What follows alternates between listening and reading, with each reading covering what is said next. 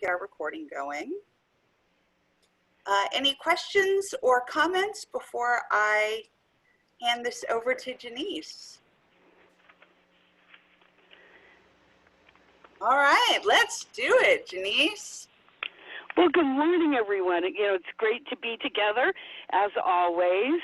And today I'm doing my presentation, and I'm really excited because I think Marnie, kind of makes us all players with words, and we love to always find a new way to look at a word. And so I do something that I have labeled mental yoga, and what I do is I like to look at words and then turn them into acronyms and use that to determine how I want to maybe change the way that I'm reacting to a word. I may take a word that has a charge to it for me and then play with it and see if I'm able to change my relationship to that word. So if it's a negative word, I want to make it positive. If it's a positive word, I want to make it more positive. And so that's what I do when I play with my mental yoga. So I wanted to see if everyone would play with me today, and I wanted to kind of explain what an acronym does. So I think we're all familiar with USA, which is United States of America, and so when we see that, we automatically know what that means to us. So what I do is I take words that motivate me in some way, positive or negative, and then I give it a go and see what I can do with it. So, for example, if you took the word cry, C-R-Y, and you played around with that for a while. So I'm having a bad day, I feel like I want to be crying, and I go, no, I'm gonna do some mental yoga, and I'm gonna reframe this particular word and see what I end up with. And so I play with the word, and for the word cry, I came up with calmly releasing yourself. And when I look at crying as a means of allowing myself to relax and let go of something, now all of a sudden that word cry is not such a bad word for me. So I get excited about that, and that helps me in a way. So I wanted to see if you wanted to play with me today, and let's take a word and see where we go with it. So the word that I selected that I thought is one that we see in many forms was the word ugly, U-G-L-Y. So if you would take a piece of paper, and if you will take the word ugly and write it vertically, so you'd have the U, the G, the L, and the Y, and I want you just to look at that word for a while and think about what that word means to you right now. And then in that, I want you to make a small drawing next to it that represents that. It could be a drawing, it could be a color, it could be a word, it could be some image, and you may even get a sound. So just sit with that word ugly for a minute and do a doodle or do some representation of what that word means to you at this moment.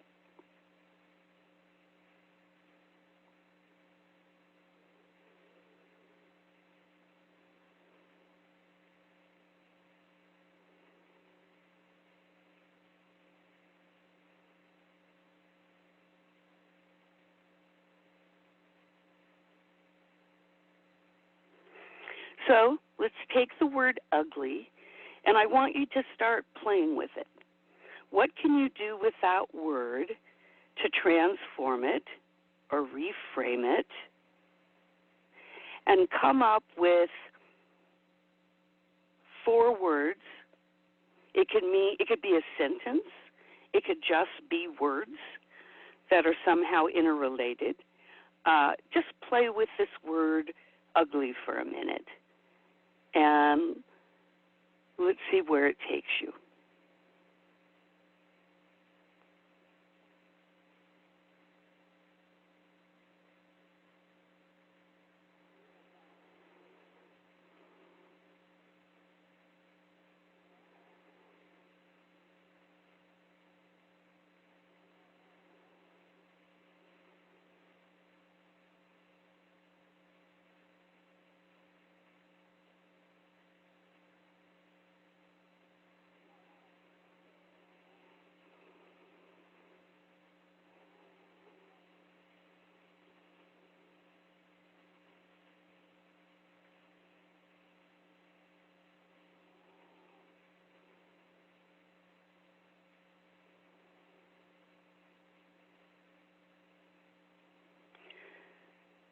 So now that you've spent some time with the word and you now have done some mental yoga on it,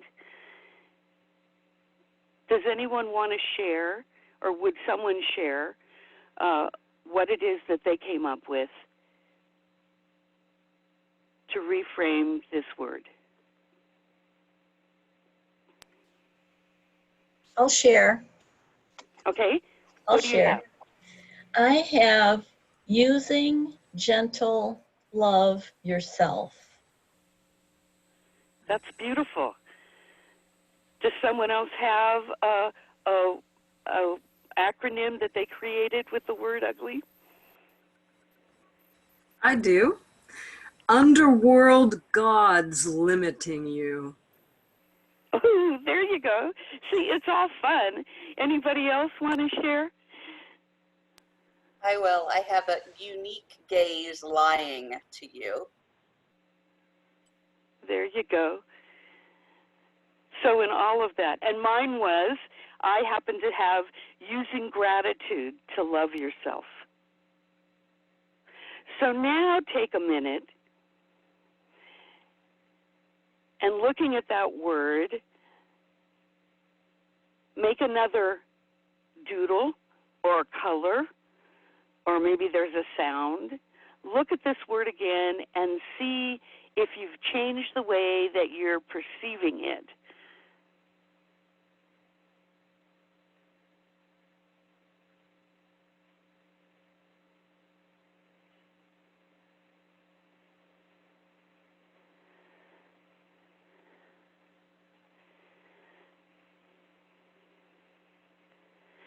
And does someone want to share about the shift that they've had between looking at the word when they started and what image they had, or maybe even show us, and what they have now?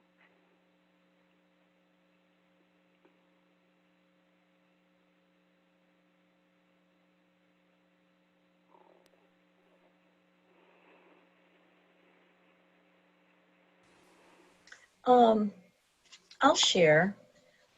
I did this little doodle initially, and can you see my little doodle in the middle there? So what I had was a face, and the face had some really nasty scars on it. I put one here, just a big old jagged scar, and one up here, big old jagged scar, which kind of depicted ugly to me in a way. It's I guess a deviation from what we see generally as beauty. So another one, what I really wanted to put, and I didn't know how to draw it, was a beautiful flower with, some of the, like one side of it drooping or something like that. But what I realized when I did change the words, used the word as an acronym and changed it, it changed the way I saw this face. I didn't see the scars because I wasn't thinking ugly with the original definition. Hope that makes sense. I love that. Yeah, exactly. And I think this is such a fun exercise because you can take all kinds of words, and we just took, a word that had maybe a little negative connotation to us, but I suggest that you try good words, you try positive words, and when you flip and go that direction, that you enhance what that is. So what I want to do is thank all of you for joining me in a moment of mental yoga and hoping that this would be of value for you in the future. And if anyone else wants to show what they did, that would be fine.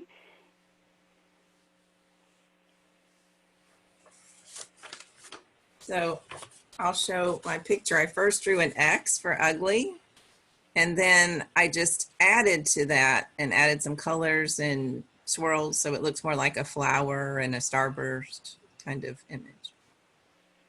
Yeah, see, that's beautiful.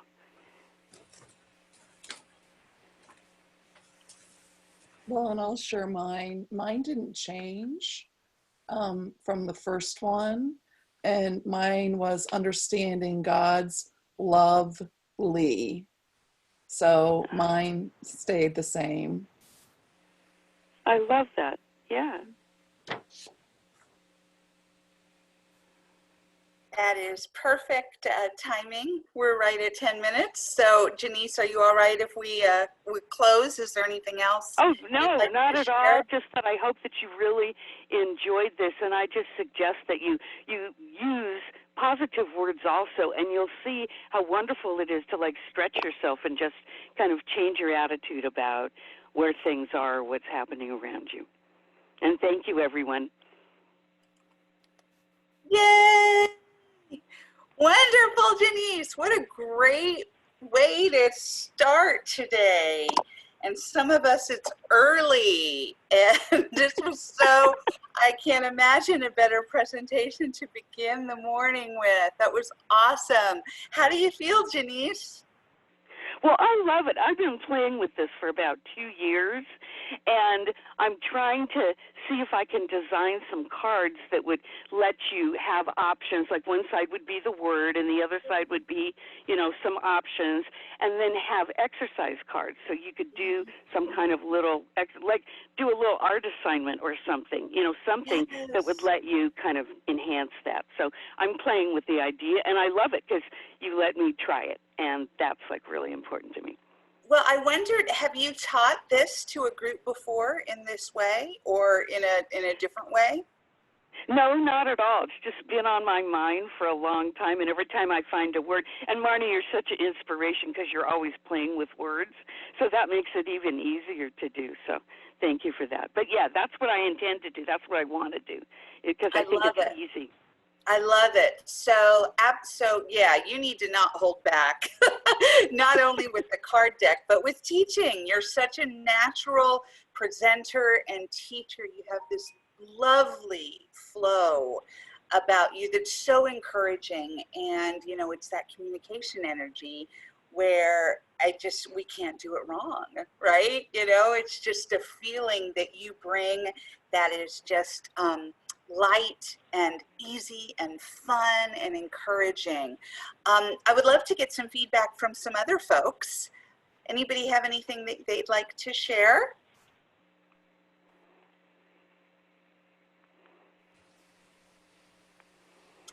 Kelly. Oh, I want to share, Janeace, this is so helpful because I could do this if I'm driving down the road and feeling one way and I want to shift. It's so simple and so eye-opening. Thank you for that. Anybody else want to chime in? Janeace, I just want to tell you that I think you're onto something here. I really hope you create the cards and somehow find a way to teach this or encourage this to groups of people. I just think it's wonderful. And I don't think that I will think or say a negative word going forward without thinking about this exercise. You've like planted the seed somehow. So I want to thank you. I just think you did a wonderful job, and I really love the topic. I really love it. Thank you, Diane. Awesome. A couple of things I'll also point out. Again, this was 10 minutes, and we talked about this yesterday, how if the exercise is condensed enough, there is time to share. And I love that, you know, that this was great because there was sharing. It feels so much fuller when that, you know, when that is possible. And as you know, we all sometimes try to really, you know, fill up the 10 minutes and it's, you know, it goes so fast, the 10 minutes. And I just love that Janeace kind of gave herself permission to either consciously or perhaps unconsciously to be very succinct and keep the exercise, you know, very simple. So that allowed us time to do it and to also share. So I love that we just had an experience of things being very brief. And I thought that was great. I love the sharing. I love that it's called mental yoga. I wondered if you were going to get more into sort of the yoga aspect of what does that mean in terms of trying new positions. If you had a longer class, of course, it would be fun to, explore that really these acronyms are different poses. And so I love that it was Mm-hmm. called mental yoga. I love that. And when you were encouraging us to draw, I loved how open you gave it, that you said you could doodle or pick a color or maybe a sound. It just was really nice to kind of have those options. And I think somebody that maybe wasn't as comfortable in this kind of realm, I think that would be really, really, really helpful. My two constructive things, one is something that we were talking about yesterday, and I don't think, well, you haven't had the recordings yet, but we were talking about invitational language. And so that's just something to be aware of, instead of I want you to, saying, now I invite you to, or even next, let's, da da da. Oh, okay. And yeah, it's a subtle difference, but it's actually a word choice that can go a long way. And so it's just something that I'm just pointing out for everybody, because bringing that invitational language rather than like instructive language, it just, whether participants listening, whether they're conscious of it or not, it lands in a different way. The other thing that that I love that we have a chance to talk about is your camera angle, because do you have two screens, or what's your setup there? Yeah, well, my problem is I don't have a camera on my computer. So I used my tablet today so you could see me. And yes, I'm at a really weird angle, but I don't have any other way to hold without physically holding it in front of me. So sorry that I'm at a weird angle. Yeah. But it's just because I can't get my camera to work on my computer. So I just wanted to be here. Yeah, totally makes sense. So absolutely, and it's just more of a chance to talk about it. I mean, the awesome thing is your voice is so full and so vibrant, and it worked really well. The thing, actually, it wasn't the angle. The thing that I was curious about was, that we're not seeing we're not seeing you, because we have you're looking somewhere else because of where your camera is or something, or so that is the piece that that as you move forward and to continue to explore what needs to happen in order for you to be able to make more eye to eye, face to face direction. But you see, all of you, even though the angle or the connection in that way isn't ideal, it still worked great. If you're in that kind of position in any of you in the future, it can be good to just very briefly acknowledge it. So that can help any aspect that's distracting kind of get it out of the way. So maybe something like, and I just apologize for my angle, or if it looks like I'm not looking at you, I had to kind of rig up my system in a little bit different way. So thanks for bearing with me with that. So let's hop into our da-da-da. And what that does is it just, it gets it out of our head so that we're not distracted by it. And, like as Janeace said, she said she wanted to show up. And so all of us will have times where, our setup isn't going to work the way we thought. And, you guys have seen me in the peer practices where I have to connect back in on my phone, and it's, it's not ideal, but that's okay. The content is more important. And I think that Janeace really demonstrated that beautifully. And, if there's a way to just find a way, Janeace, where you can, where you can play to find, again, the angle isn't the problem, it's the having that connection where we know that you're looking at us, but that's just experimenting and finding the position.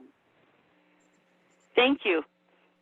Yeah, awesome work, wonderful presentation, and a great way to get us started. Thank you, Janeace. Anything else you want to share before we move on?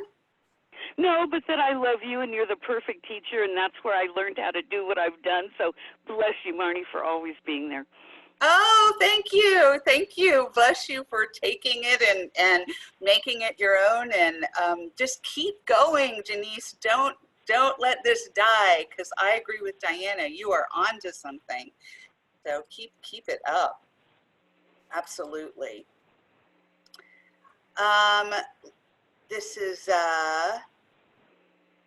we've got some good, comments over here. Okay, great. So you can take a look at the comments as well. Kelly, will you be our next presenter? Yes. Wonderful. Excited. So I'm going to hand this over to Kelly. Take it away whenever you're ready, Kelly. Right. So today we're going to explore those goals and projects that you want to accomplish, but you've experienced some challenges, or these goals or projects aren't realized yet. And we're going to use a playful way to look at these projects. So I invite you to get a fresh piece of paper and something to write with or draw with. And in one corner of that fresh piece of paper, draw something very simple that represents you. It can be just a stick figure or a shape, anything that you want to represent you. Something very quick, a quick sketch.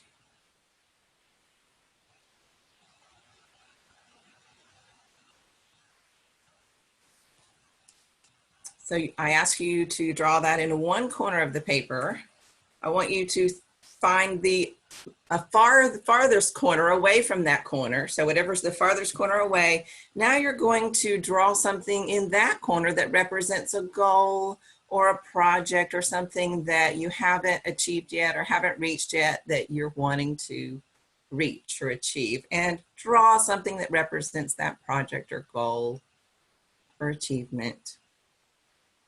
And you can think about this as a treasure map. So you could put the letter X marks the spot, or any image, any word that you want to that represents that project or goal.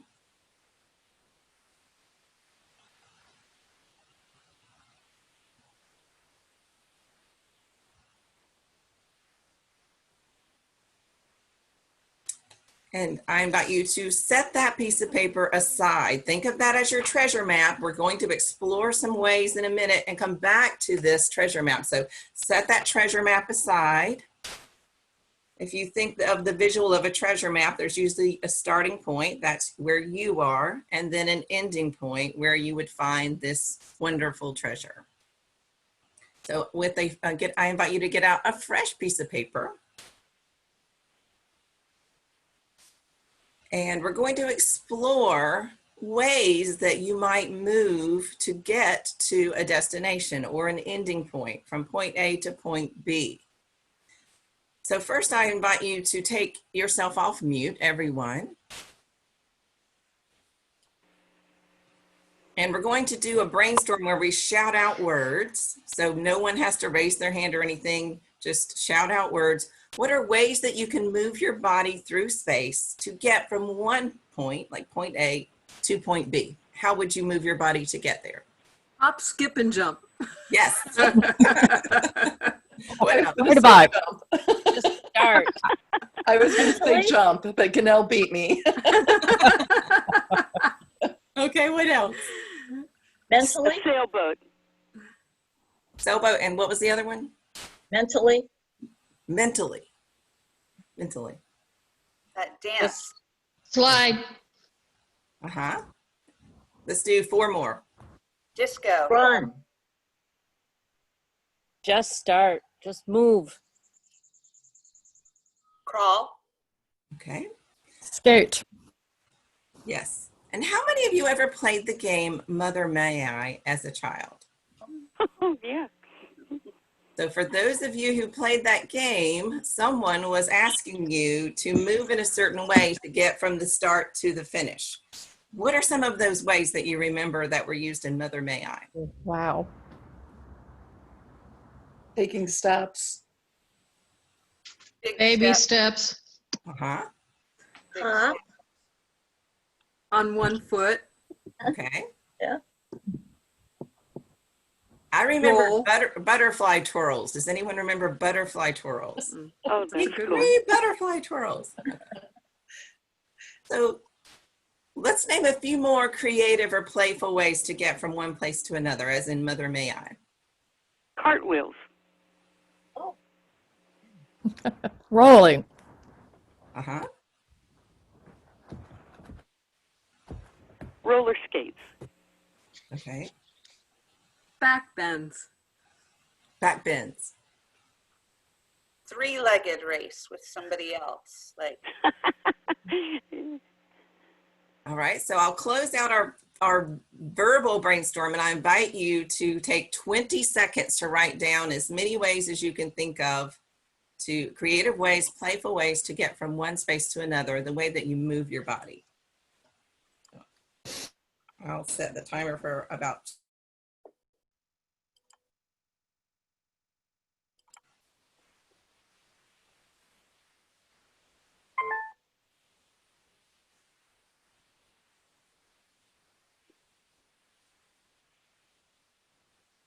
and 5 more seconds.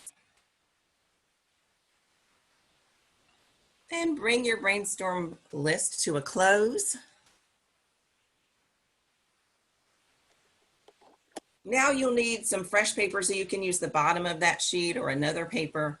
The second way we're going to explore moving from point A to point B is in a linear geometry math kind of way. So think of the left side of your paper as point A and the right side of your paper as point B. So everyone can please take yourself off mute if you feel comfortable with that. So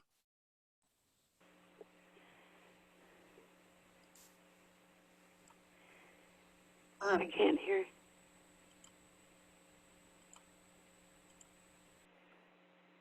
how about now? Yes. Yes. Okay. Okay, let's, what are some ways to get your pen from point A to point B on the paper? Just shout out some ways. Straight Push it. line. A straight line, pushing. Triangulation. Scribble. Swirl. Mm-hmm. Loop-de-loops. Mm-hmm. polka dots. Okay, so we're going to complete our verbal brainstorm. Now I'll ask you to take 20 seconds to draw different ways to get from point A to point B on your paper, from the left side to the right side using your pen.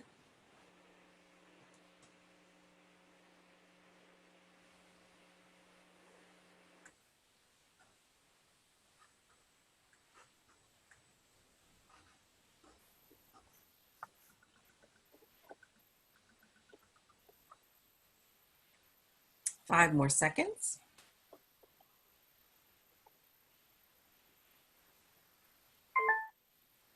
And bring your exploration to a close or stopping point. So now we've explored ways to move our bodies and ways to travel through space, and we've also explored directions and map quest type of destinations, like a visual way to look at movement. So with those two ideas in mind, get your treasure map back, the thing that you created at first with yourself and your goal on that page. And I invite you to now make just a tentative plan of how you, at the starting point, that's point A, can get to point B, your project or your achievement, your goal, and plan both two things, the direction or path that you'll take to get there, and how you will move your body through that path to get there. And you could choose one type of path and one type of movement, or you can mix it up however it feels comfortable for you.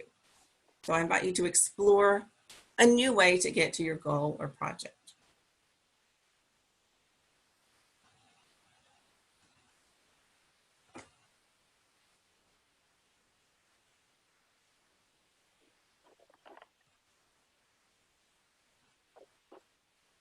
I didn't give you a time, but I had planned to give you 1 minute to do that. So continue for 30 more seconds or so.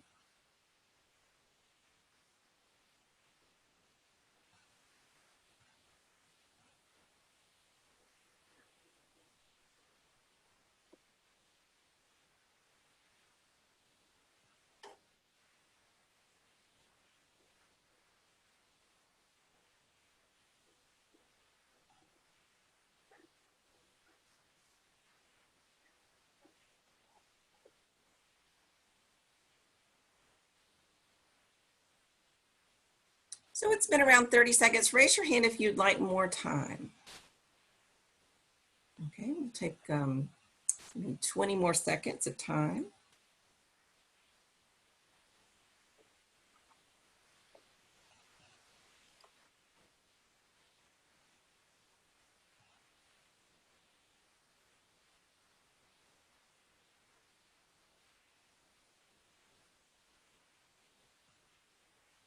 And Kelly, we're right at 10 minutes, so if you can move to close. Okay. Yeah, take a little more time, but just be aware that we're moving. Okay, thank you. So bring that to a closing point, or you can keep working on it now or later. So as you look at your map, what are some thoughts and feelings that come to you?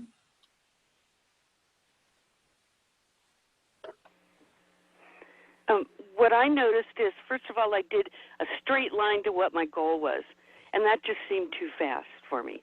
It forced my body in a direction I didn't want to go. And then I did like a meandering, and that was more fun because then I actually enjoyed the process more. So I noticed that difference just in the way the line looked. Thank you, Janeace. And one more. Who else will share? Sally? Oh, Sally, you're on mute. Thanks. So I love the combination of the two, because the moving through space, because you said butterfly twirls, which is something we never did in Mother May I. We were very basic in our Mother May I play. And so I really loved the butterfly twirls, but you also use the word geometry when you're talking about the verbal. Maybe you did, but that's a word that I heard. So then I had like these little diamonds. So like the little diamonds kind of keep me on the path, but then I do my butterfly twirls. So I love that it's both the right and the left kind of playing together to get to my goal. Thank you, Sally. Because I'm way over time, I don't have time to call in anyone else. So thank you, everyone. Yay. Yay! That was awesome. I'm going to start with comments or thoughts or feedback from the intrepid treasure map travelers. Anybody have some response? I do. Carol. That was so much fun, Sally. Thank you. I'm getting ready to pack up my office at work and move it in my house, which has no room for all of that stuff that's in my office. So my map turned into, I put wings on me, and I went with I'm flying, to fly across this path and get to my organized home where everything is going to fit. And it feels so much better. Thank you. That was awesome. So some of the words came up along the path were hui and levitating out and liberating stuff and rehoming and settled at the end of the map. So that was a great switch. It's so playful and so fun. One thing I would offer to you is, I hope constructive, is can you have fun at the beginning? Once we got into it, you were having so much fun and you were really into it. I felt like you invited us to play, but you were very serious about inviting us to play. So go with your wonderful, sparkly self the whole time. It was great. Thank you. Thank you, Carol. Great comment. Carol, anybody, one more person to have a comment?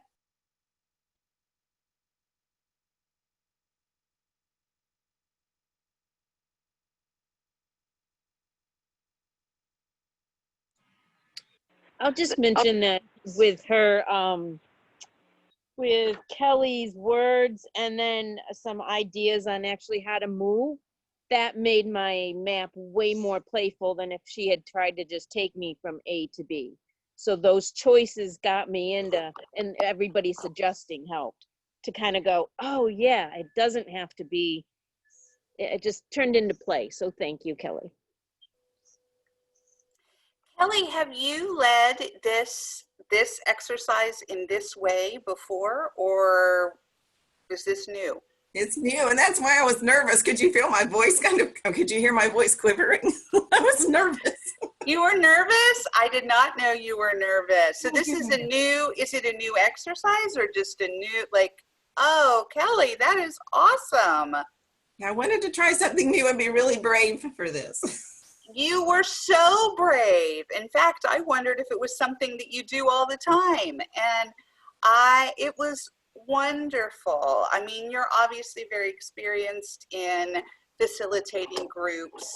And, you know, I felt that. I mean, what I loved is that I'll call attention to fun ways to use group participation. Right? You know, everybody come off mute. You don't have to raise your hands. Just say out words. Okay, Mother, may I, you know, and I mean, it was just really fun. A word about that, our line actually was quite clear when we're all unmuted. Be aware sometimes for all of you, that is not always the case. Sometimes if everybody unmutes, there are issues. So if you do that, if you're running a Zoom call or a free conferencing call or whatever, be aware to mute when you need to, you know, so I can say, you know, okay, well, I'm going to put everybody off mute, and then I can, on Zoom, you can see where if you open up the participant pane, you can see the microphones, you can see where the sound's coming from. And so sometimes it's a matter of, oh, mute that dog, mute that TV in the background, mute that. And so just be aware. Here, both times it was quite clear, but just be aware that that's the, you know, little thing to be aware of sometimes. But it worked out great here. I actually really liked the beginning. Carol mentioned a suggestion for a little more playtime, and I hear that as well, or not playtime, but playfulness. And I wanted to kind of pull a note on how strong the beginning was. Sometimes when we do these presentations, it kind of takes a little while to sort of get in. And I love that Kelly went right in and said, today we're going to look at, and it was just very clear and direct. Today we're going to look at a goal or a project that you may be resisting or putting off, and we're going to do it in a playful way. And it was just very direct and it was such a, you know, the presentation had begun. And I also love that it was, you know, we knew we were doing something, you know, I don't know if anybody else was like, I don't know if I want to do this. And the moment she said, but we're going to do it in a playful way, it was like, oh, okay. So I don't know if anybody shared that with me, but it was lovely, all in one sentence. And so I just encourage everybody to think about that, about how you could start your presentation really by starting your presentation. And I felt that, you know, the instructions at the beginning, you know, you were giving very specific instructions. Draw something that represents you, draw this destination. To me personally, and I mean, communication energy is so personal to how we receive it. To me, I really liked the tone. I didn't feel like it wasn't playful. I just felt like it was very clear and you were giving us instructions. I did feel you relax more into it the more that you got. And so, you know, I definitely felt, you know, I felt like you were more relaxed, but I liked the clarity. And I made a note on, you know, instructions, but invitational, which you did. I thought that this was a really nice blend, everyone, of, you know, giving very clear instructions, but using the invitational language. And sometimes it's hard. It's like we do one or the other. And I thought that was that a conscious effort on your part, Kelly? Or is that just kind of what you do naturally to sort of combine the instructions with the invitational language?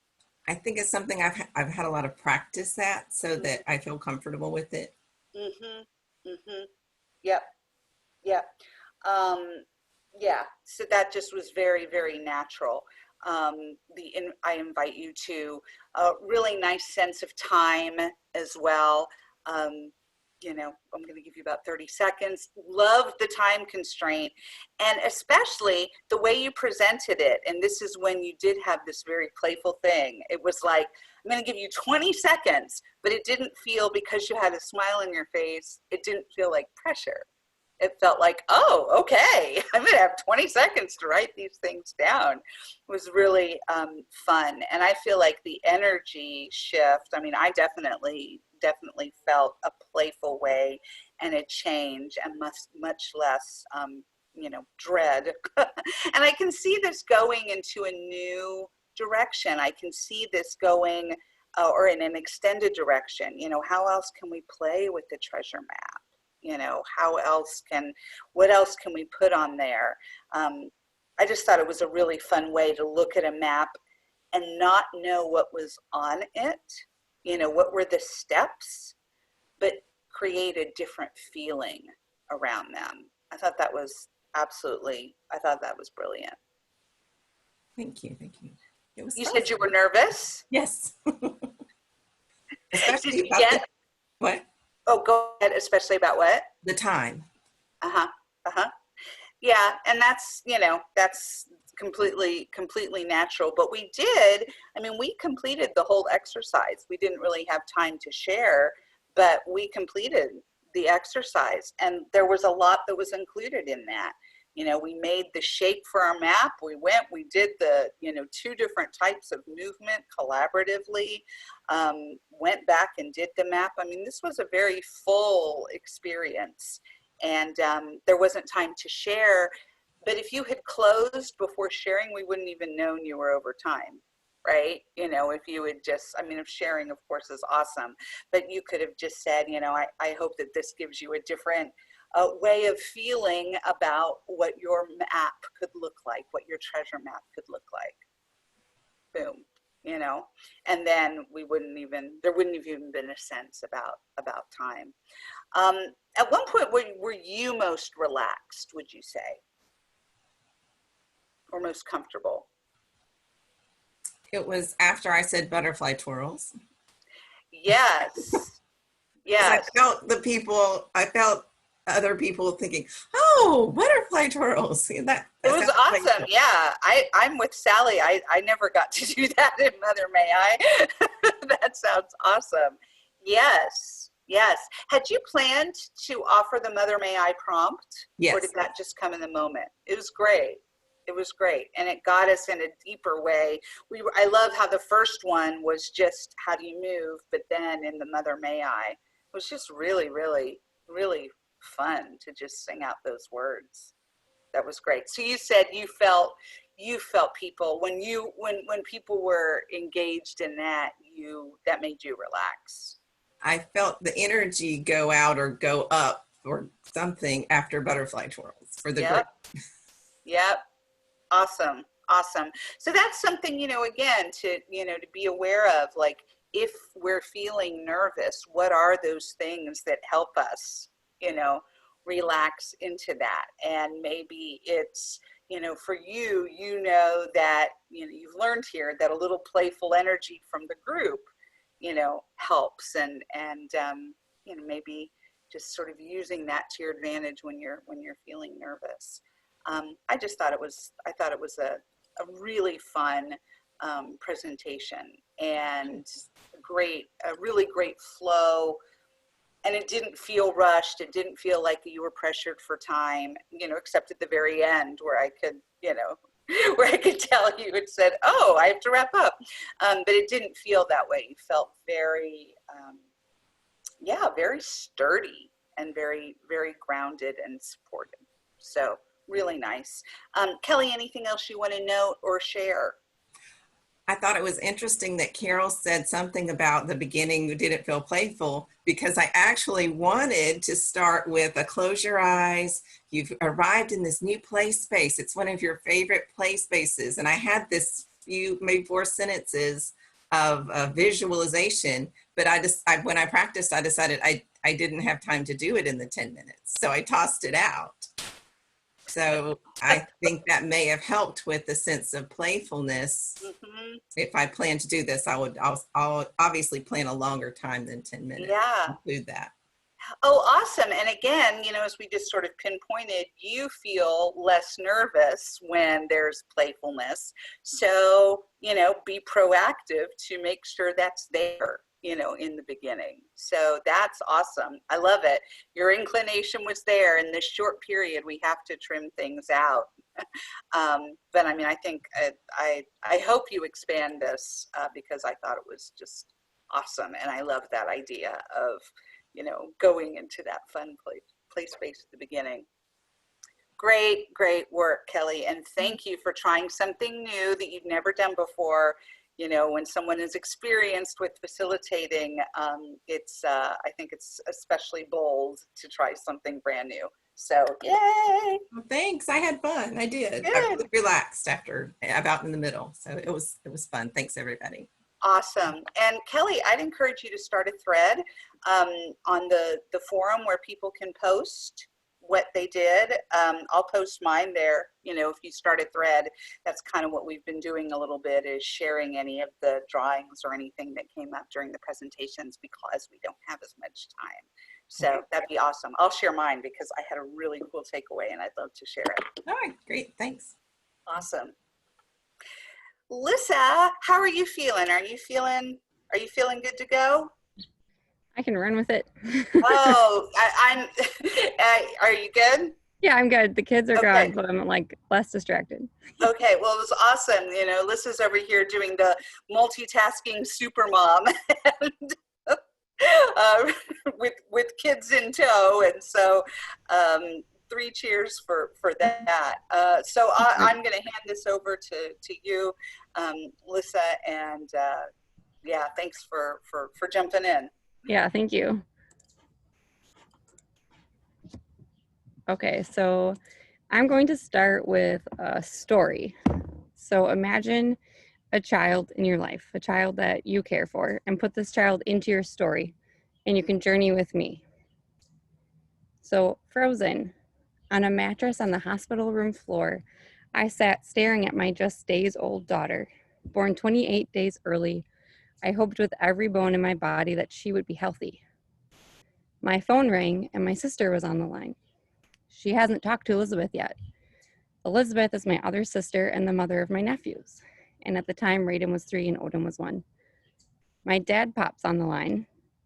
Raiden has cancer. Cancer. My world spins, a tear rolls down my cheek, and it all fades to black. This is my moment and the one that tugged at me to start my change, to re-examine where I had been and where I was heading, and it's when I realized that something was missing. So I invited you into that moment because we're going to examine certain things that might be missing, both personally and professionally, if we have time. So, since then, I stumbled into a quote that has become one of my favorites. So I'm going to share that here. It is, "She remembered who she was and the game changed." And that's by Lala Delia. She's an author. So when we're examining the importance of our work and understanding the story we can tell about what we do and who we are, it's important to go back to our roots. So I wanted to invite everyone to have a little fun in the beach today. We're going to be drawing a beach scene. So for me, I do a lot of personal reflection at the beach. If I turned around, you could see I have a beach in my backyard, just a sandbox really. But I love the way the sand feels between my toes and the way everything kind of molds around your body. So find a blank piece of paper and you're drawing items, whatever you want to draw with, colors, no colors, however you want to, and imagine that you're going to a beach. And think about this from like a child's perspective. Let's go back in time a little bit. What does the beach look like? Include whatever details seem relevant that create that atmosphere where a child could really feel comfortable. And I'll give you guys a little bit of time to do that.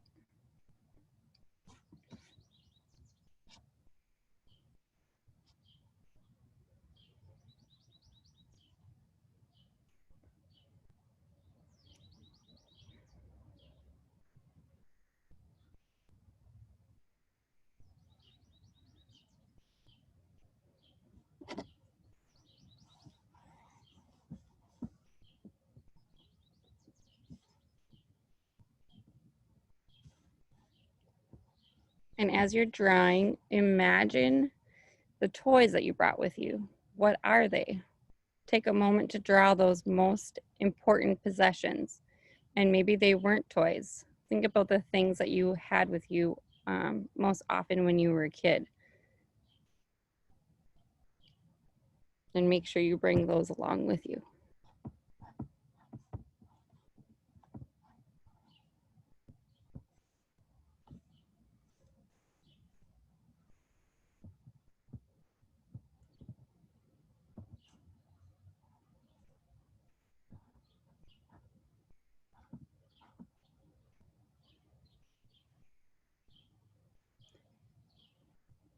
Now we're going to add one final element to our drawing. Let's imagine yourself now as an adult encountering a time machine. And you're going to travel back to the beach on this very day where you just drew your picture. What do you notice? What is that child doing that you've potentially lost hold of? What's missing from your life now that's relevant to your picture? And if you see, if you want to doodle something that comes up, or write down the words that come to mind, just whatever stands out.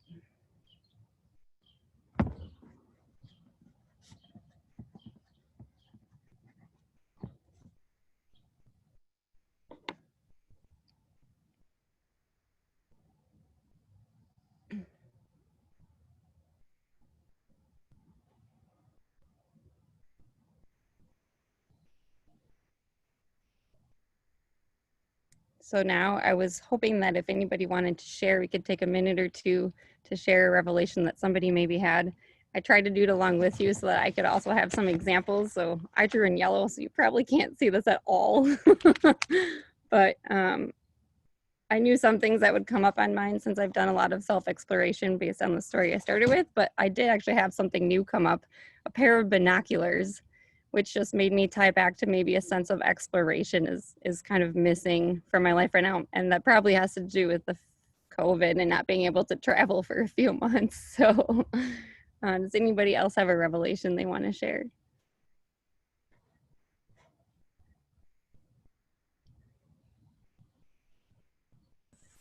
I have one. No, go ahead. I have one. I just realized, when I was a kid, I loved to go to the beach. And my thing was, I always found a nice spot, had my pail and shovel, and I would build a castle. Fill a pail, dump it down, do all that stuff. And my imagination was just going as I created this castle, not thinking of anything, not worrying about the water coming in and destroying it. When I look back as an adult, I still have a very active imagination, but I couple it with the what ifs. What if the water comes in? Yeah. And I didn't realize that till I just drew that. So thank you. Yeah, that's a really interesting point and a good thought. Like you're kind of worry free as a kid. So it's great to try to hold on to that a little bit. If one other person wants to share, I think somebody else started, you can hop in and then we'll keep going. Well, it's funny because I got exactly what Diana did. I was on a beach with my bucket building a sandcastle, and what I loved was that playfulness came back and how relaxed I was. Like there was no concern about but constructing and playing with the sand. So I loved that. That's awesome. Thank you guys for sharing. So we're going to do one more thing together on the beach. So hold on, I'm just looking for my notes. Okay. So now together, your current self and your childhood self sitting on that beach get to craft a message in a bottle, if you will, to your future self so that you can hold on to the pieces that you just uncovered. So it could be just a sentence, it could be a little longer. Just write down what you would tell your future self to be able to remember from this moment.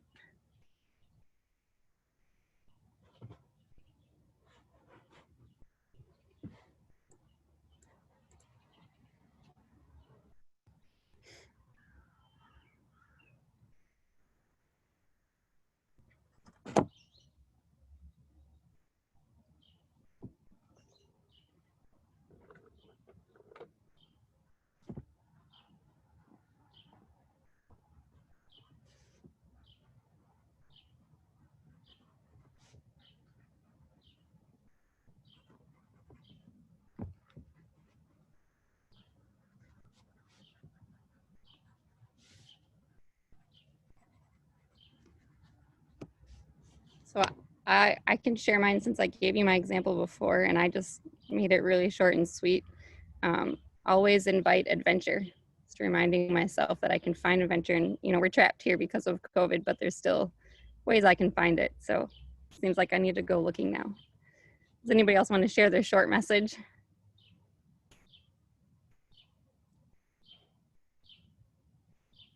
I will. Make messes, have fun. That's good. That makes me think about how much I get mad at my kids for, I let them make messes, but I'm like, okay, now you have to clean up after. So, but we should be allowed to make messes. So that's great. So thank you guys for doing that with me. I just want to share a way that you can translate this professionally, and it's something you could do offline.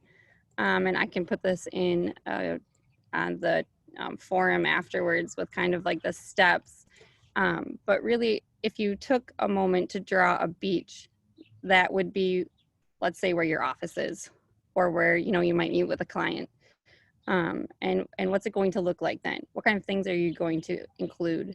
Maybe you're building the sandcastle that day that looks like your office, your future office, your dream office.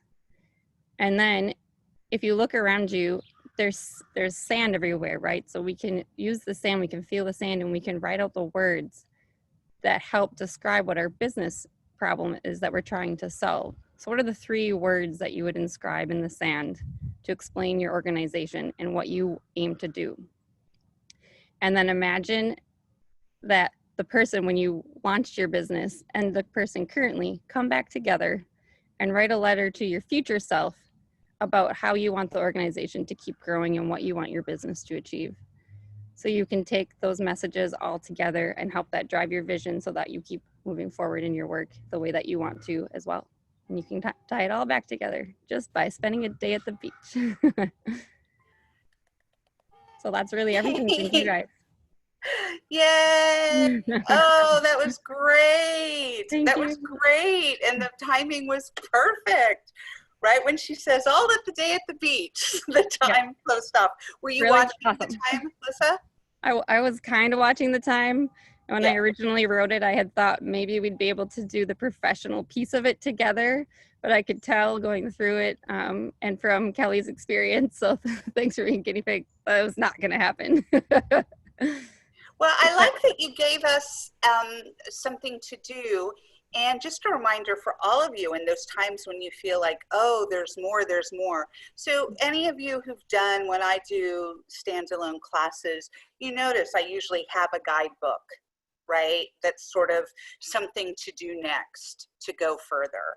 And that there are a couple of things that are really nice about that. One is, for the people who want to go further, I mean, obviously, I know not everybody's going to download that guidebook, but for the people that do, it's kind of cool because it's sort of like that, it's that litmus test or something. The people who want to go further will, and then those are the people who are most interested in going deeper or coming back to another class, or, it's kind of a great way to, to make that invitation to the people who are really the right people for us, the right match for us. Another reason it's great to sometimes send something, whether it's a handout or a summary or a try this next, is it's another place to have your contact information, and you never know when somebody comes across it. And it's interesting because when we do the full length, I often do encourage you to have some kind of handout. And it's so funny because, years later, we'll get somebody saying, oh, do you know it was an ACT person and our abundance person? I think it was, 2009. Do you know who did this presentation, and how can they get in, how can I get in touch with them? Or people who will come and say, hey, Marnie, you did this. And it's like, no, I didn't. Somebody else did. And so, but it's a great way to get your contact information, because you all know we look through our computers and we find stuff and it jogs the memory. And so it's just another way to have that continued connection with people. When we do things, we'll talk more about this in business building, but when we do things that, connect us with new people, there's a buffer of time, that it's not always like a direct cause and effect. It's not always, okay, I'm doing this workshop and then these people are going to jump into my call to action. It doesn't work that way. Very often there's this mysterious angle of, it could be years when they come back, or when they circle back around and say, I was thinking about this and I went digging for it, or I found this in my files. So I'm using the fact that Lyssa, obviously I'm going off on a little bit of another point, but it's something that's helpful to remember. The fact that Lyssa had a takeaway for us, which was awesome. And I loved the idea, and that's a perfect idea of the type of thing that's great to send in writing. Obviously not in a 10-minute presentation, but in a longer presentation. And, so I use that as an opportunity as you think toward, all of you, think toward your longer term, your longer presentations. Think about a handout or a little book or an extra art assignment. Again, your week 7 guidebook or any other, if you have any of the other add-on art assignments, there are so many art assignments that are ready to go, so you don't even have to think of new ones. Use those for your follow-up workbooks or your follow-up guidebooks. Use them. That's what they're there for. Sometimes people are like, oh, but I don't want to use, one of the Art Abundance ones. I should make up my own. That's great too. But you can use them. That is what they are there for. Use them word for word if you want. So that's just a little bit about follow-up handouts. Obviously, Lyssa, you were trying to kind of get, it was kind of fast at the end. Up until the end, I thought the pacing was great. I mean, it didn't feel rushed. It felt, really, really smooth. Great example of why, I always encourage people to do both the coaching and the practitioner, because there is so much crossover. And in just hearing feedback from 2 people, Lyssa was using coaching skills, right? She was using coaching skills in the way that she was listening and, asked, and in this little bitty time, she didn't even have time, but she was asking open-ended questions. Yeah, what do you see? What, it was great. And that's something that I think a lot of times facilitators, presenters, think, well, I don't really want to do coaching, but that's part of it. Those skills that we learn that say, well, tell me more. What do you see in that? What was that like? Oh, that's awesome. That coach role comes through in a presentation. And I thought this was a really, really great example of that I wanted to kind of pull out and pay some attention to, because I thought that was great. Lyssa, you're just such an awesome listener, in that. I love that we got to see that for a little bit. You guys, like when you were listening to the couple of people sharing, you're like a freaking Christmas tree. I mean, you're just the light up, the communication energy when listening. And I know this is a presentation, not a coaching, but still, like, you guys know what I mean? Like, she's just glowing when she's listening. And, I don't know, is that a more relaxing thing to do than sharing, Lyssa? Like, what's your experience as, I'm pinpointing this? My computer's dying, so I hope I don't get cut off. But I went to school for journalism, so I think I just learned interview skills that way. And so I just get really, like, I focus on how to fine-tune my listening skills. And I love hearing other stories. And the other piece of it is I do really get energized by helping people kind of rediscover that missing part of themselves. Yeah. So in particular, I think part of it is the topic. I just reconnecting people that way. So yeah. I was excited to hear you thought I was a bubbly looking listener, because I don't often get that kind of compliment. No, but it's so true. And it was it was so interesting because it was a little different when you were presenting. I mean, you had a wonderful, I think, a warm and inviting and lovely presence throughout. But then in that point when you were listening, there was like this whole other layer of spark, and it wasn't that the other was drab. It was just a difference. And that's often the opposite, often people are on when they're presenting and they get into the listening, and that kind of, they get, receptive. And there was something when you're listening, you lean in, and it was just fascinating. So it makes sense. So all the more, I don't know, I guess it's just the more know, when the topic is there and the comfort is there, that's when we come alive. Because that was just awesome. Like, I feel like I could just watch you listen all day. That's awesome. Because that was just amazing. In terms of a couple of constructive things that are for all of us, again, short presentation, trying to fit a lot in there. And the one time I noticed it the most was when we're looking at, you know, we did the beach scene, which was awesome. I love how you said, you know, bring stuff along. What do you remember? That was really great. Things got a little quick. So it was like, you know, time travel, what do you notice? And then what is missing in your life? And those felt like two prompts that were kind of together with no time in between. And so as a participant, that's when I kind of lost the thread momentarily. I mean, I still had my own little takeaway. So put your thread, just like I was saying to Kelly.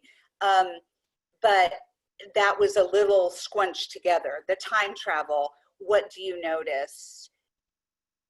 And then, you know, how does that, the transition to how does that relate to what's missing in our life now? Does that make sense, Lyssa? Yeah, there maybe needed to be more time exploring the past before the future self talked to the current self talked to the future self. Like maybe that. Yeah, or something. And it could have been just me that didn't make the connection. That totally could have been just me. But I think if it was one prompt, maybe even clarify that. Like it was just the relationship between going back, time traveling, and being aware of what's the question of what's missing right now. If that is one prompt, tie it together in a way. And so I think the overall message for all of us is when we're having prompts, just making sure that they're clear, right? And if there is a place where we're going from one spot and we want it to lead to something else, to establish the first one first. And then lead to, okay, and then what does this tell you about? What's the message about this? Because I separated them in my mind, you know, and that's where I kind of got to it. And that's what that's what we do. But that's something for all of us. When we're doing a prompt that's like, okay, here's a creative play, then move in and let's apply it to this, just to separate them out a little bit. Does that make sense? Not just to Lyssa, but to everyone? Does that? And again, it's not something to stress about because it all works no matter what. Lyssa, have you done this particular activity before with the beach and our personal life and our professional life? Is this new or something you've done before? So it's a blend. I've done a lot of self-awareness and reflection. I usually do that with my clients before I'm in branding and nonprofit work. So I'll usually do a little personal reflection before we work into talking about your nonprofit or business story. But I haven't ever done it with a playful scenery. And that's part of why I came to Art Abundance, was I wanted to get more hands-on and get away from only talking about words and how do we write this, but start playing with it more creatively. So I took some of my questions that I usually use, but fused them into the prompt type thing. Awesome. I loved it. That was super streamlined, you know, and that, you know, taking this like introspective process and making it playful on the beach. I mean, I thought it worked great. And I mean, you're ideal for it because you bring forward this, you know, this playful energy, which was great. Again, I love that you told a little bit of your story at the beginning. Because of the short time, it was a little bit difficult to transition from that to the next piece. With this condensed time, it might have been maybe better for your participants to just say something like, one of my passions is finding out what's missing in our life, and that's what we're going to do today. We're missing the benefit of your story, which is really powerful, and it's like, oh, we don't want to miss that. But if we're really thinking about the ride that the participants are going to take, you know, and again, when are you presenting in 10 minutes? It's not a normal request, but that's, again, just something to think about. And I think whenever we're telling stories, it's a great idea to look at what's the purpose of this story. And there's never a right or wrong with that, but just being aware, is the purpose here is this leading the participant, the student somewhere? Is this helping them feel like they can relate to me more? Is it helping me be more personable? What's the purpose? It's kind of like in playwriting, because I work in playwriting too, and it's like looking at every scene, how does this move the action forward? And sometimes being really honest about that. Like, does this line, does this song really need to be here? And if it does, why? And so that's just a great thing, I think, is a great litmus test for any time that we're telling personal stories. Not that we shouldn't tell personal stories. We should. We must. We should. And it helps our delivery when we know why it's there, if that makes sense. Yeah, I mean, I just thought it was great. What were you working from? Were you working from a script? Were you working from an outline? What was your tool to help you, Lyssa?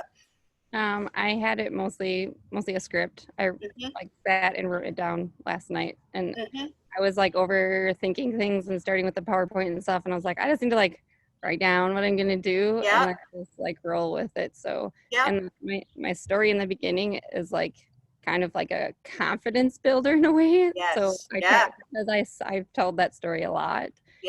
And I honestly, while I have it written here, I know it by heart. You know that one. So that part. And so you had it written out. Was it on your screen that you were looking at? Okay, so great thing to notice. You know, I talk about scripts and I talk about how, you know, moving away from them more. But this was a great example that it worked. She had a script that she was reading largely on the screen. And, you know, because I'm looking at this with a critical eye, you know, I can sort of be aware of that, but I don't think it detracted. And part of that is even when she's reading, and this is the thing, when we have reading, there's a cadence, you know, where she's pausing. She's even adding things like, you know, like she's thinking of things. There's a delivery that makes it work. And so this is great, because even though I'm like, don't go with the script, if you do, this is how to do it. So, you know, there's a naturalness to the speech, the rhythm, the fact that it was on the screen, so she was still very much with us. So yeah, I'm glad we got to talk about that, because if a script is needed for confidence, you know, and for clarity, use it. And as Lyssa, as you get more comfortable with a topic such as this, you'll need it less. And but I thought it was really masterful the way that a script was used. Couple of comments from anybody here. Ganelle. Well, I loved what we did with the beach scene, and it's interesting because I'm not someone who gravitates to the beach, so that was really good for me. So aside from Lyssa's lovely presentation, Marnie, I'm wondering if you would address, in art abundance coaching and presentation, we have a way of jumping right in. Let's do it. Let's be here. What if we're doing a presentation and, you know, there's no one introducing us? Could you just comment on, you know, how much to give in a presentation at the beginning instead of jumping right in? And then that transition, when we're used to, let's do this. Yeah, I mean, I think it's a very personal thing, because I think it's a personal thing. Like everything, it's not right and wrong. I tend to jump in and not do the biography thing. And sometimes I've been sort of, quote, criticized for that, for not laying more of a ground of who are you, establishing, you know, why I do this work. I tend to just jump in and say, you know, okay, so here's what we're going to do today. I'm Marnie, go. That's what I'm most comfortable doing. When we do our practitioners, when we do our full presentation, there is, from where people sign up, there's a little, you know, about Lyssa, about, you know, where you can write your own statement. And, you know, that's sort of my assumption, is that if somebody signed up for something, they've read our page, our landing page, and so they know. And so that's my assumption. If they haven't, well, you know, that's kind of like on them, you know, like, and so you also have an opportunity. You've got your landing page or your description or your information. And there's also an opportunity in an email you send before. You know, I'm really excited to tell you about this because I come to my work combining da da da blah blah blah blah. Again, if people don't read the email, no problem. But for the people who, you know, do read it, it does provide that context. That said, I know presenters, speakers who start everything with their, you know, their little boilerplate bio about themselves if they're not being presented. And that's totally fine.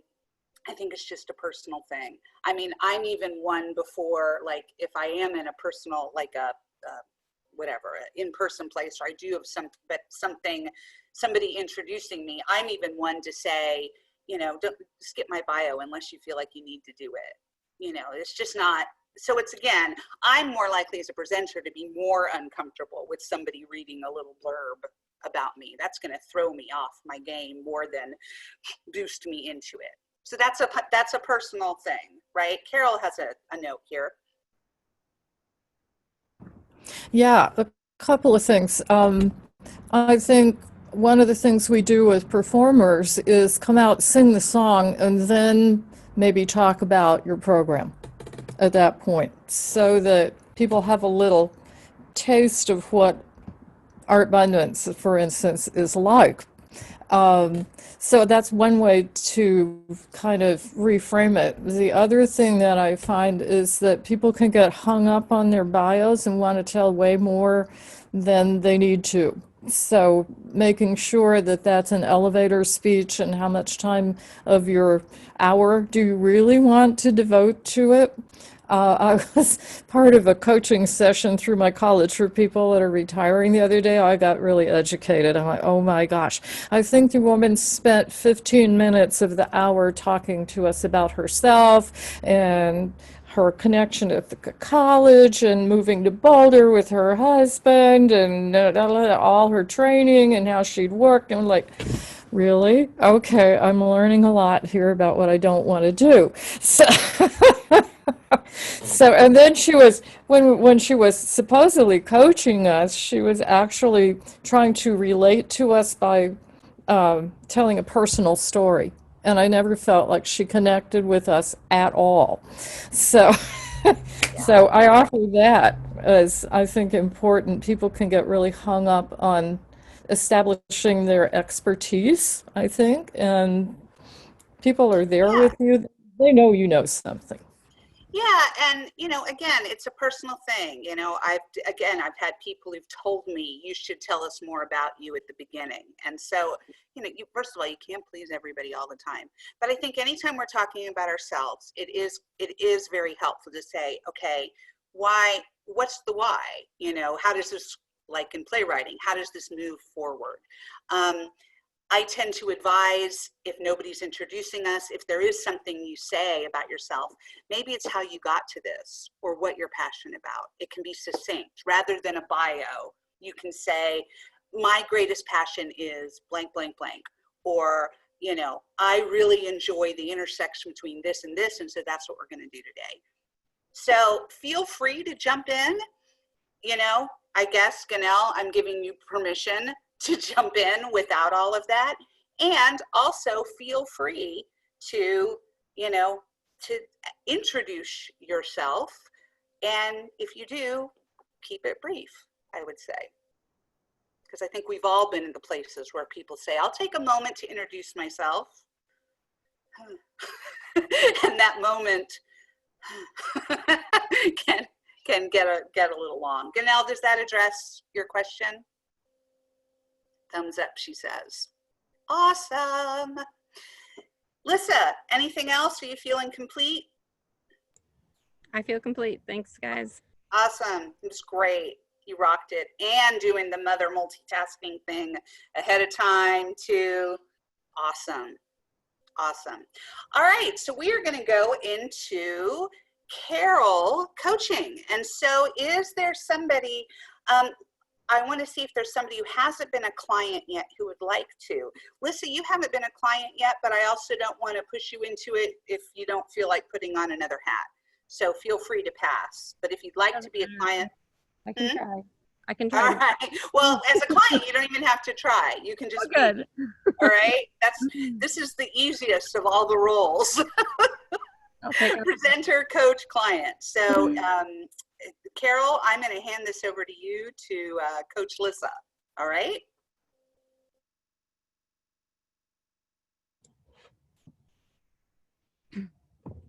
Carol, you'll just need to unmute yourself. Hi, Lyssa. So here we are. You have a lot going on around you, and thank you for focusing with me for a few minutes and playing a little bit. What would you like to explore today? Let me think. How about handling stress? No, talk to me about stress. What things stress you? Feeling overly busy. That's very stressful. And right now, as we were talking about superhero mom and the kids, so it's just really busy at home. And my husband goes back to work next week with EFMLA ending. He has been on leave because of COVID to help with the kids, so I can work, and we don't have a daycare. So being busy, wanting to keep my business going, but wanting to, I don't want to take on a project that I can't meet deadlines for people because I'm already late on a few things this week. So there's been a lot going on. So How does it feel to be late? disappointing. Like I disappoint the people that are relying on me. Feels unprofessional. I hate making promises that I don't meet, especially with clients. That's more honestly if I'm late to a family gathering, for example, less disappointing. Like, I'm busy. So just Yeah. lateness for me relates more to a professional position. So it sounds like balancing act is happening here. Is it a challenge, the balancing? Yes. So I'm thinking maybe let's just play for a minute with what it would be like to be unbalanced. So how about let's write a little story about being unbalanced. Finding you a story. Okay. Would the word unbalanced be the right one? What might be some other words around that would work for you? I think unbalanced sounds fine. Makes me think of falling over. Juggling could be a word, but Okay, all right. So, which of those intrigues you?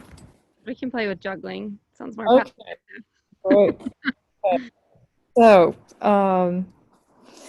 the story is called The Empty Chair. And I'd like you to write down what I read and then fill in the blank that goes along with it.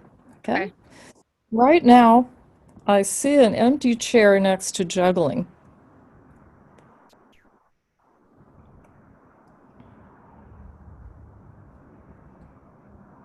I'm writing with a crayon, so hopefully I can read this later. All right.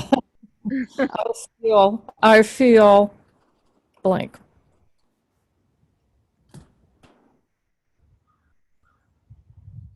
Okay. I ask juggling.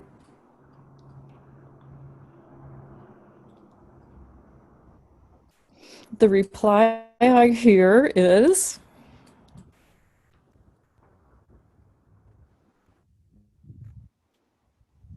So you said I asked juggling, and then what was the part after that?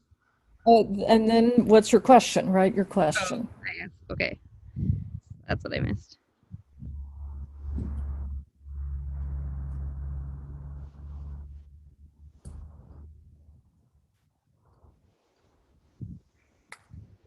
Okay.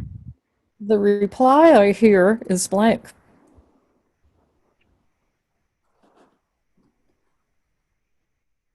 Okay. Now I'm face to face with juggling. I notice blank.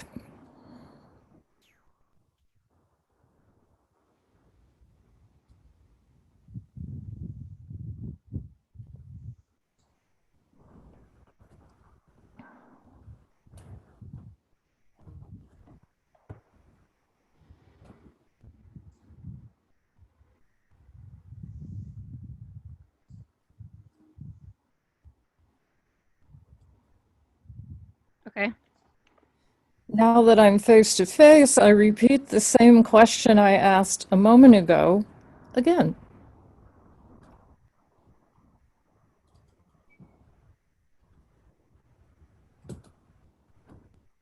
Okay. It's suddenly so clear, and I realize blank.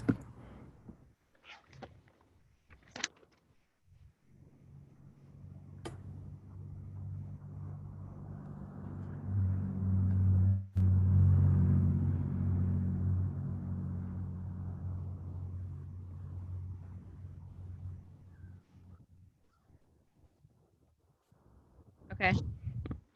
I know that juggling can help me blank.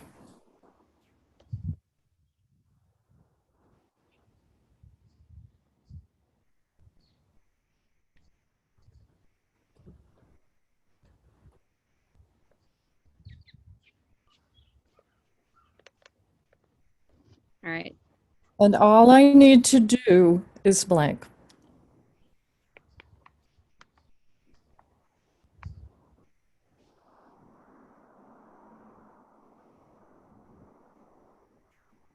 Okay. Okay, want to read that back to me? All right. I'm gonna do my best with my crayons. Okay. All right. I see an empty chair next to juggling. Next to me and wait, next to juggling. I think that was right. I feel tipsy. I ask juggling, how do you do it?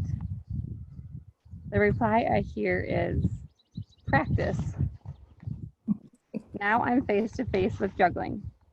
I notice he's constantly moving with a smooth rhythm. Now that I'm face to face, I repeat the same question I'd asked moments earlier. Just how do you do it? It's suddenly so clear, and I realize I need to create a rhythm. I know juggling can help me feel more a part of it all, and all I need to do is give it a try. Awesome. I love your story. That's great. What's in there for you? What are you taking away? I think just setting up more of like a structure to our day, especially when my husband goes back. Because we're fly by the seat of our pants. So that's kind of what I've taken from there. And as you guys saw, I have an 18-month-old. That's who was sitting on my lap. So before she was born, I had just started getting into the schedule with myself. I've never been like a habit person.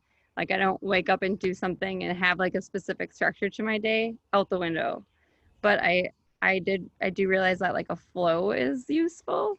So I started applying it to myself, calling it a rhythm and having just like, okay, in the morning I get up, I do coffee, I would fold a load of laundry. While I did my laundry, I would talk to myself about my vision and kind of set the tone to keep myself grounded in who I am. Then I would be able to move into like an hour of work. Then my child would usually wake up. Then we would do a little bit of stuff together, and then the day would flow, etc. But that was basically I just set up like a morning rhythm, and that was it. And it was working. But with an 18-month-old, the schedule is super sporadic. And I don't sleep through the night yet, so there are some mornings that I don't want to get up before her. So trying to do the things that I just told you, I'm just like, no rhythm. Just like if I wake up, if I'm tired, if I'm whatever. So to give it a try and maybe reinstall my morning rhythm would be useful, and maybe even like more of a rhythm through the day for us so that my kids feel like they're getting attention. Because right now I just feel like I can't give them attention and give my work attention and myself attention. And so I'm constantly just giving all three of them attention, which we know doesn't work. So what would be a place to start with that? If you were going to think about a little bit of that treasure map that we had earlier, Yeah. what What might be a way in? A way in might be, it's probably more realistic to think about. So my oldest child, who's 5, she more consistently sleeps till about 9 a.m. She stays up Wow. with us.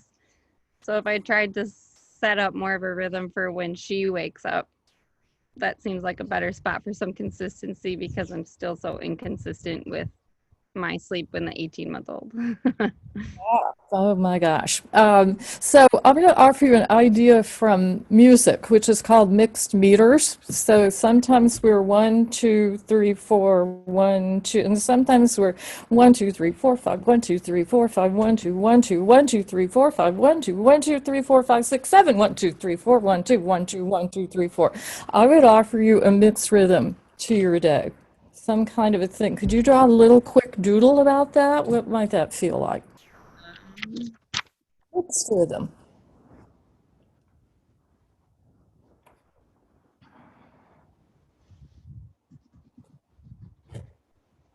That's 10 minutes, but would love for Lyssa to finish her doodle and just share whatever comes to her, and then we'll close if that's all right. Okay. Can you see that? Yeah. You want to tell me about it a little bit? I drew work in the morning, a coffee cup, a TV. My child usually likes to watch TV when she wakes up. Working during that. I've been thinking, as my husband goes back, I want to just get them out for a walk in the morning. You just kind of set the tone of the day that way. So, and then when my toddler naps, that's like my next alone time. Awesome. How does that feel? It feels like still a little sporadic. That's why I drew like arrows, and when you said the melodies that you said, it felt like I could bump back and forth and be Right. flexible with it. So that's what the zigzags are for. Anything else? I think that's it. Okay, wonderful. Thank you. Awesome. Excellent coaching session. So good. Wow, that was great. Let's see. Let's check. Let's hear from your client first. I always try to mix it up a little bit. Lyssa, what was your experience like? Anything you'd like to note about your session? I think you did a really good job guiding me and like not over inserting yourself and helping to make sure it was the session that I needed to follow through on.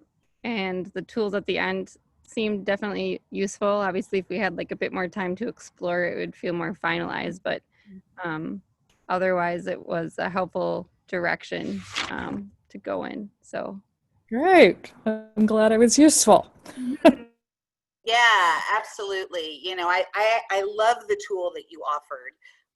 You'll know what I'll say, which is that if this was a longer session, I would have said, right, to, hold back, keep asking her, what else? What do you think? What else? And then tag this on at the end or a little bit later. Yeah. You know that, but I'm really glad that it came because, so I've said that a couple of times. Like, when we have these suggestions to bring forward, absolutely, we should share them. We just want to take advantage of that first opportunity when we have to keep saying, what else do you see? What else comes to mind? What else? And dig a little deeper. So let's pretend this was a little bit later in the session for everybody. And how Carol brought this forward was great. I mean, I love that she said, I'm going to share something from music, and she didn't go into a whole thing about herself and I'm a vocal teacher for this many years and blah blah blah, and she demonstrated it. Like, she didn't just say, she didn't get into the science behind mixed meter. She demonstrated it. And so I thought that this was a really nice way of sharing something. And then, like we say in our abundance, get in and get out. She said it, and she said, will you doodle that? And then what do you see in that? So it was a really nice, effective way of sharing a direction and then handing it back over to the client. So I'm really glad we got to see that, because some of these short sessions, we don't see that as much. And also with the reminder, to keep going with as much. At that point, she was still talking about things that she could do and that she could do differently. And she was kind of on that, logistical level, right? Which was great because that's what her question was. Note to everybody, if you stay, when it feels like there's nothing else for her to say, that often is the time for more pause or another question. Because she had come up with this, well, maybe I need to go out and work around my daughter's schedule. This is all very, good logistic stuff. If you keep saying, as a coach, if we keep saying, what else might you do? Well, what else? What else? If we keep digging with that, she's going to get to something else because she's going to eventually get past the kind of technical things, logistical things. And maybe there's something else in there, maybe what she, if you keep coming back to her, maybe she's going to uncover, what I really need to do is give myself a break, or I really need to, what would really help is if I painted my toenails, or, who knows what she's going to come up with, So that's why coming back to the client is a great idea. Let's see. We talked about this yesterday with prompts, encouraging the coach to say the words and say, I want you to write the words I say and then continue them. So great demonstration of that. That's what Carol did. So the client knew exactly what to do and then could read it back, even with her crayons, which was awesome. When you're working one-on-one, just a reminder to get on the same page in terms of how you know when to go on. And she got a little lost there in the prompts, no big deal. But a way to sort of avoid that is to say, I would like for you to write down the prompts that I say and then complete the phrase. And when you're ready for a new phrase, just look up or tell me okay. And that way, with one-on-one, you can do that. Obviously, when you're doing with a group, it's harder to do. But that way you're both on the same page in terms of when to move ahead. Because I think, I could have missed this, but I think at one point you moved on while she was still back on another prompt. Again, no big deal, right? It's so not a big deal. It's just fine-tuning some of these processes. I love the question, what's in there for you after a story? That was really cool. Like, we talk about that, what do you see? What do you notice? What are you aware of? I really liked that one. What's in there for you? And it was right after the affirmation. I love your story. What's in there for you? I just loved that. I thought that was really, really cool. At the beginning, it was interesting, Carol, you honed in on unbalanced, and then you kind of pulled back to let her play with the word a little bit. What was going on? And then you ended up on juggling, which was cool. What was going on in your coach mind during that time? Oh, I just stopped myself and said, uh-oh, don't impose this on her. Find out what really speaks to her. And juggling was so much more interesting a word. Oh my gosh, wow. I wouldn't have thought that in the spur of the moment at all. Yeah, that was great. She said, so let's play with unbalanced. And then, you stopped yourself. And it was interesting what I thought and what I made note of before you landed on juggling, which was awesome. Lyssa and landed on juggling, which is the best kind of landing. I made a note about sometimes, we talk about, do you want the word that they say or the opposite of it? And that's great to bring it to the client. Would you like to play around with the word unbalanced or with the word balanced? That's a great offer to give forward. But I love, you just kept it open-ended. And you said, is there another word? And then juggled came, and that was just magical. So I didn't know how conscious that was of you holding back. Very. Just perfect.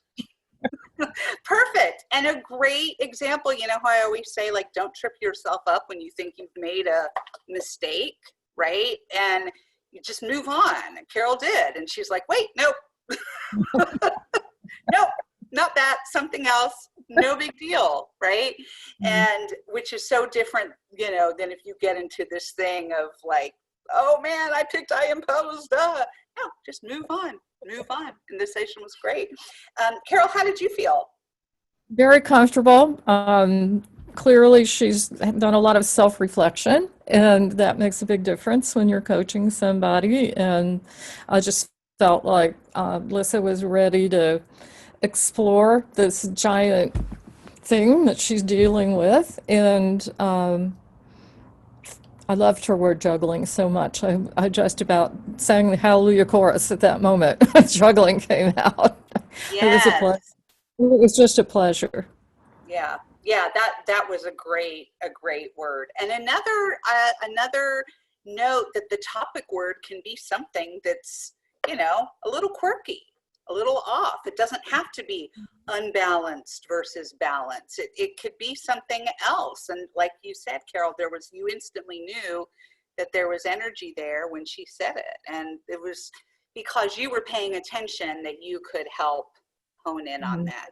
And all of a sudden, this kind of intense topic of stress and, stress that's been exacerbated in COVID. And, this is not an easy topic. And all of a sudden, Lyssa was playing with it in a different way.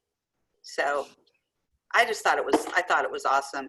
Do either of you have anything else that you want to share?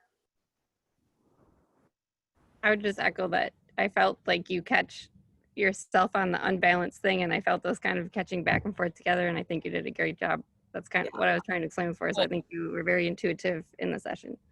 Thanks. And I nobly restrained myself from telling the story about one of my students who had to fit himself into a troupe of the world's best jugglers for an opera he was performing in.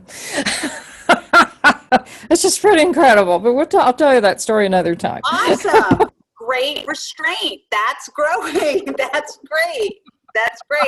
In a full session, that story could come at the end too. So that's great. Oh, that's hilarious. That is awesome. So we're actually going to wrap up for today. I connected with Ganelle, and she's doing her presentation in tomorrow's session and said she would coach if there was time. She's done this multiple times before, so I know that she's comfortable going with the flow. But we will be getting her presentation tomorrow and possibly coaching as well. I'm about to teach an online class with some little kids, and actually I'm co-teaching. It's being taught by Kai, who's still in bed. So I need to wake him up and say, you have to teach in 15 minutes, buddy. But he's a kid, so he jumps up and, he's a little less sluggish than myself.